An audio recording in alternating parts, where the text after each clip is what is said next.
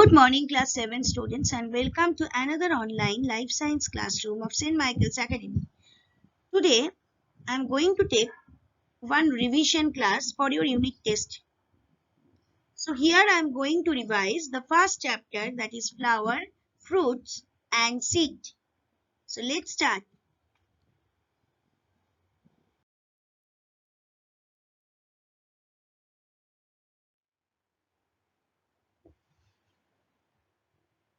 So, first, I am going to start with flower.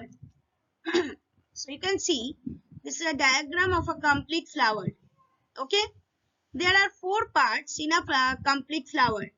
It has been shown clearly over there.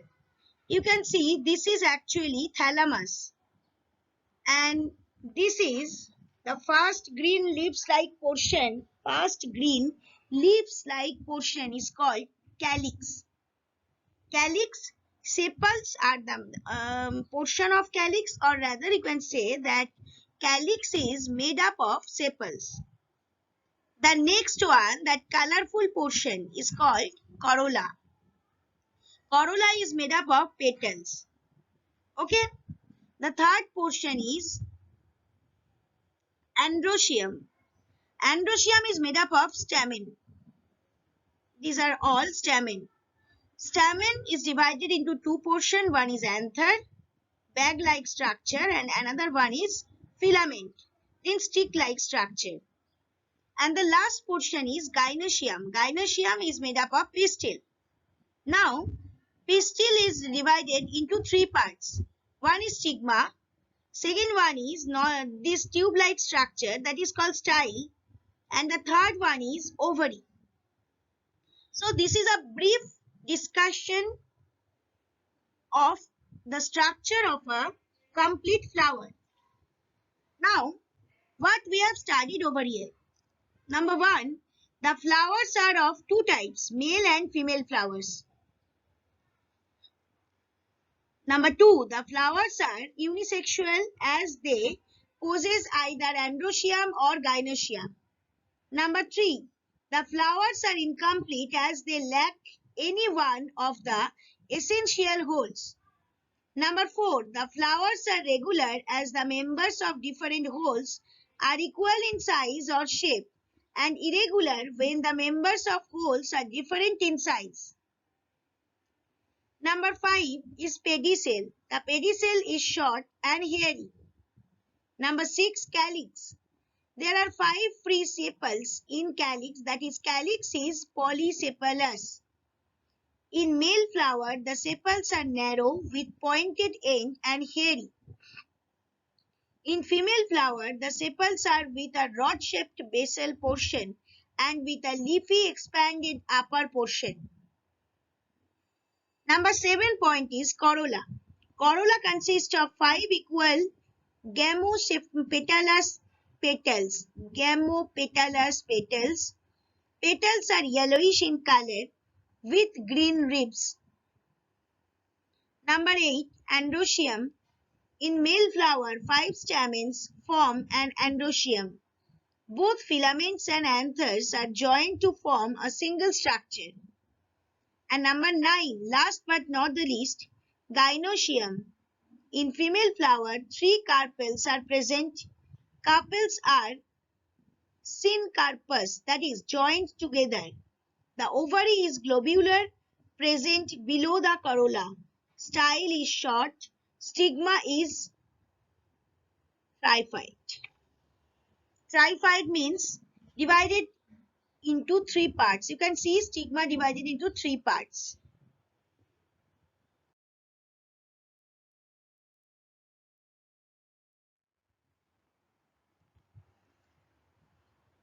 Now, recap of fruit. First, you see the diagram. First one, obviously you can see that this is the parts of mango fruit, parts of a mango fruit. This is exocarp, this is mesocarp, this is endocarp. So exo, meso and endocarp. This is a complete mango fruit. This is its dissection. And the parts of endocarp or pit, longitudinal section showing large seed. You can see And here I have given another diagram, extra diagram, for making your conception clear. This is orange fruit. You can see this is an orange fruit, dissected orange fruit. This is central column. This is carpel. Carpels with juicy vessels that we actually use to eat this portion. And this portion is called albedo. And this portion is called flavoido. And this portion is called albedo. And these two are central column. Okay. And carpels with a juicy vessels you can see over here also. Now start the revision. Here point wise I want to say, so first point will be the fruit is a ripened ovary containing seed or seeds. Fruit is the matured ovary of the flower, you can say. Number 2, fruits are generally formed after fertilization. Number 3, mango fruits have different parts as follows. First one, fruit coat or pericarp, and it is clearly differentiated into 3 distinct layers: outer exocarp, middle mesocarp, and the inner endocarp. You can see in the diagram. That means these 3 at a time told pericarp. Exocarp is called the skin of the fruit. The mesocarp is the edible part of the fruit. Endocarp is hard and fibrous. Now number 2, that is seed. Seed is present inside the fruit coat. Kernel is present within the seed coat. The mango seed consists of 2 shaped elliptical and pale yellow cotyledons. Mango seed is a dicotyledonous seed. This is a link from fruit to seed. So let's start the seed also.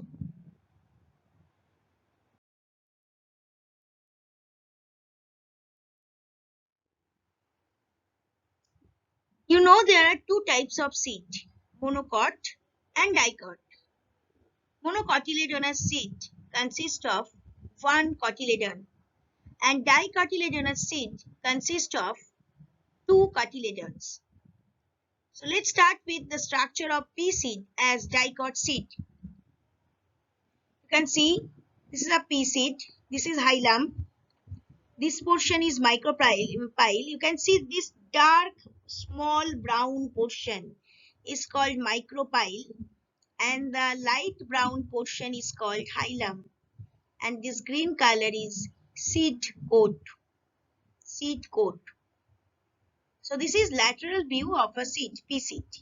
Now a mature embryo with its parts.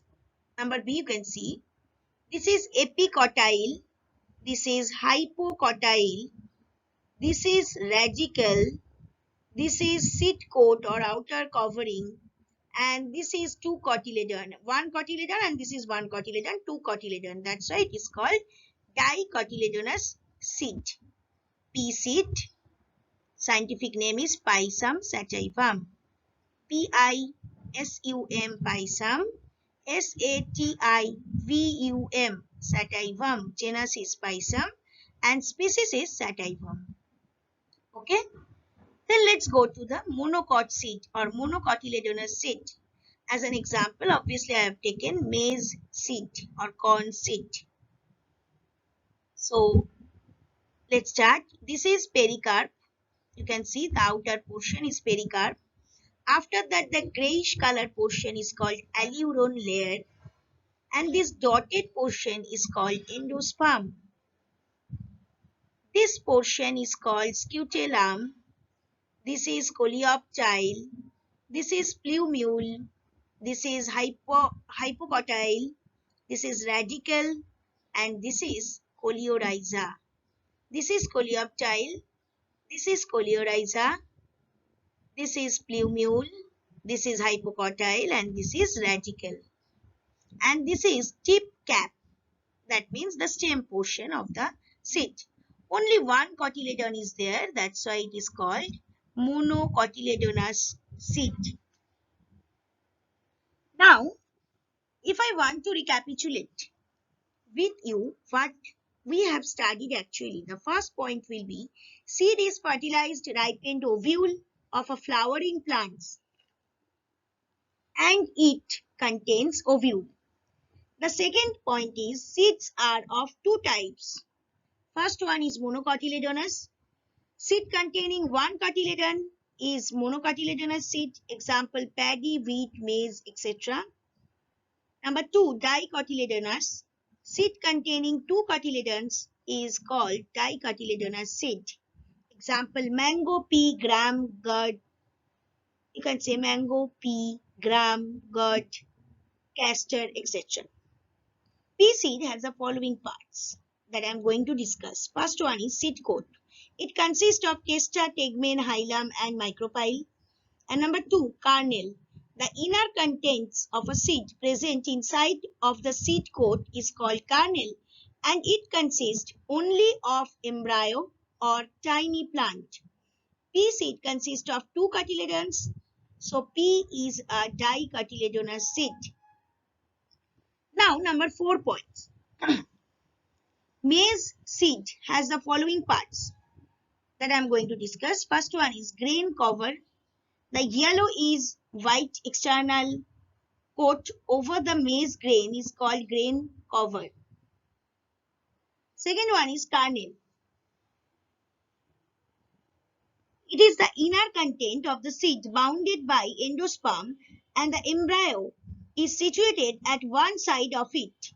Embryo is the tiny plant present within the seed. Maize has one seed leaf or cotyledon. That's why it is called monocotyledonous seed. Number 5, last but not the least point. Germination is the process of awakening of dormant embryonic plant to active and growth. The germination of a viable seed depends on some external factors like temperatures, water and oxygen. 3P experiment is done to demonstrate the conditions of germination. Hope so you have remembered that experiment. So today till this revision of first chapter completed. Thank you and have a nice day.